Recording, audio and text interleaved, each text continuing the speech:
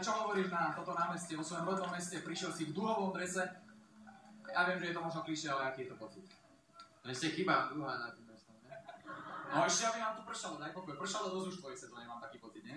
A tento rok, hej, aj minulý, ale tak teraz si myslím, že sa to všetko utichlo a vyšla duha. Spôsobovať úsmev ľuďom, to je asi tá najkrajšia vec, čo môže byť pre teba, čo?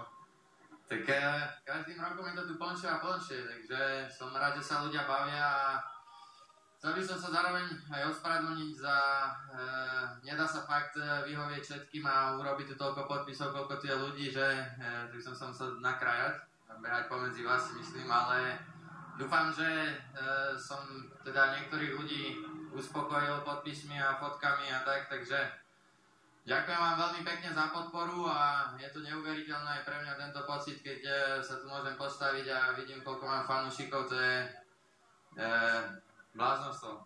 Sa nedá inak vyjadriť. Presne tak, to šialené som si spôsobil ty, tak prepáč, že je to také.